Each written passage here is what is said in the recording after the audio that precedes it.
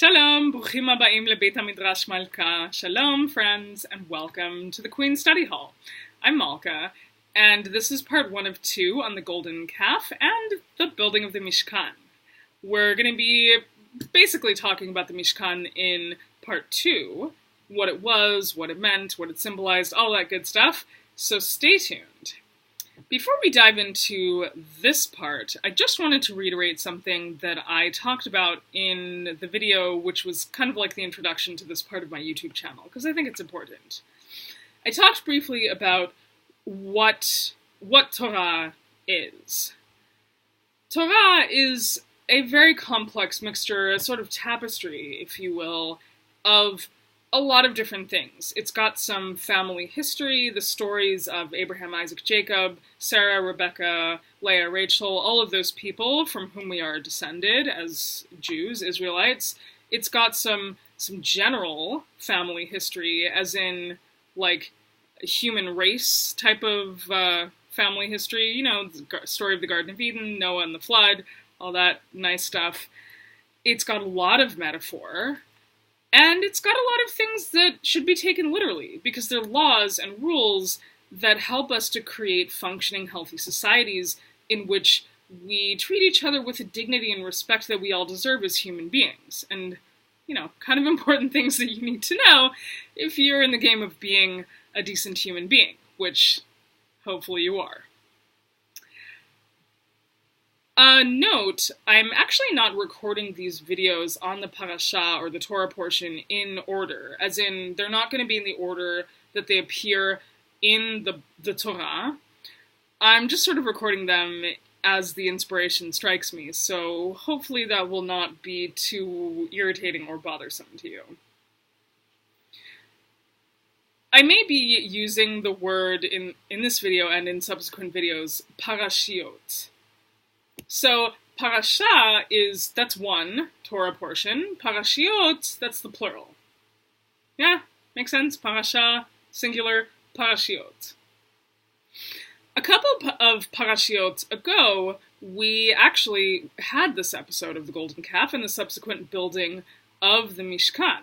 Now, just to give you a little bit of context, because I know a lot of you listening to these videos, or watching these videos too, hopefully, you may not have the context in which all of this was occurring right at your fingertips. So, we're slaves in Egypt. Moshe comes, he talks to Pharaoh, all those negotiations, 10 plagues, we are brought out of Egypt, we cross the Red Sea, we come to the desert, we come to the foot of Mount Sinai, we receive Torah. It was a huge revelation. Sorry, I had to. I will warn you, you are most likely not going to escape watching this YouTube channel without some dad humor, so be prepared. So, we receive Torah. Moses, he actually goes back up the mountain. He says to Aaron and the Israelites, who are all down at the foot of the mountain, I'm going to be gone for X amount of time. Don't worry, it's fine. Just chill, wait for me here, I'll be back. So he goes.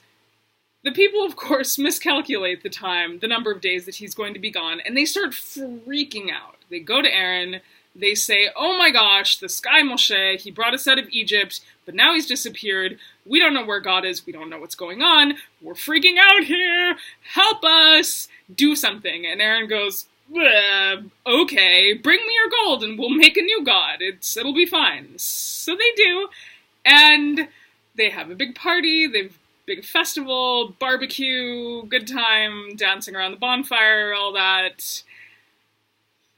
That's a very, very extremely oversimplified version of what actually happens. So I encourage you to read the actual text yourself. We're of course not going to get into the details here in the interest of keeping this video short. So this may seem like an obvious question, but why was this such a big deal? Well, for one, Torah forbids idolatry, which is the term that's used most often in the Jewish world, at least in those parts of it that use a lot of Hebrew terms, is avodah zarah. Yeah?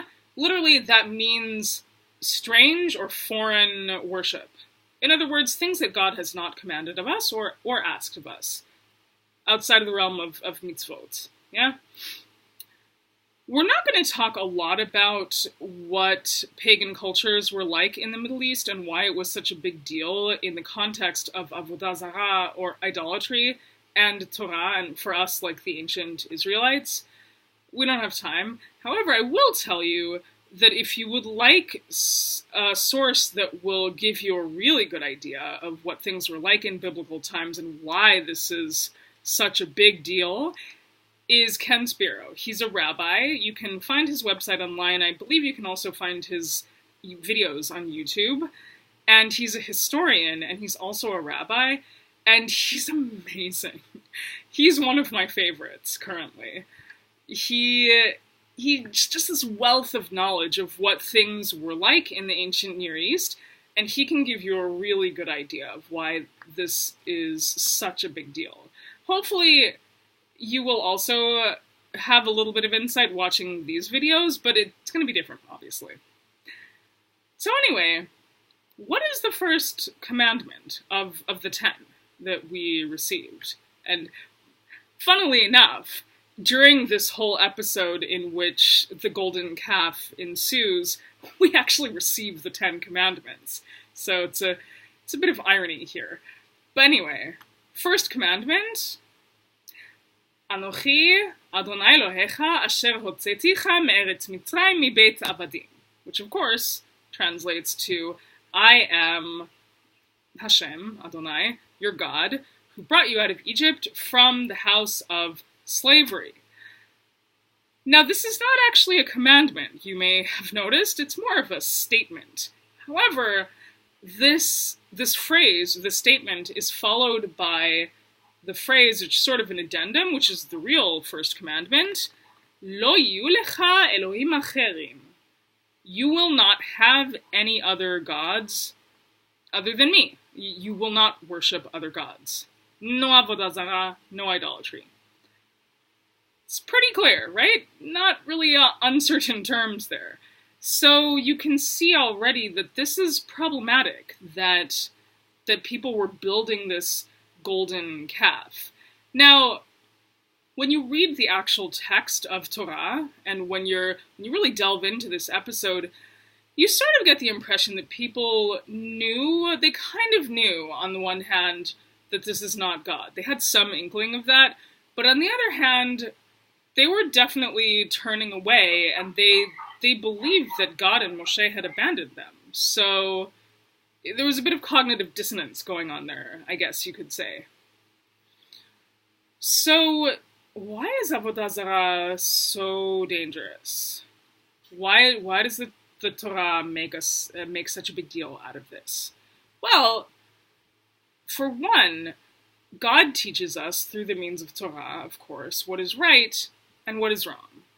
Now think for a second about the gods in the ancient world in various pagan pantheons. Maybe you know a little bit of Greek mythology, or, I don't know, Norse mythology, Roman mythology. Well, Roman mythology was basically Greek mythology with a slightly Italianate flavor. They ripped them off hardcore. Lucky for them, there wasn't copyright back then. So anyway, these gods were exceedingly mercurial. They were, by turns, overly involved in the lives of human beings, and then totally distant and implacable, and they couldn't care less. And they also changed their mind on a whim, just like human beings. So, if we're mistaking these other notions of God for our God, our creator and the source of the universe, we may be held accountable for our choices and our actions, and we may not be.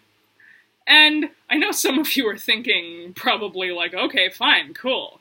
However, the people who wrong us, who hurt us, who God forbid, abuse us, they may be held accountable for their actions. They may not be.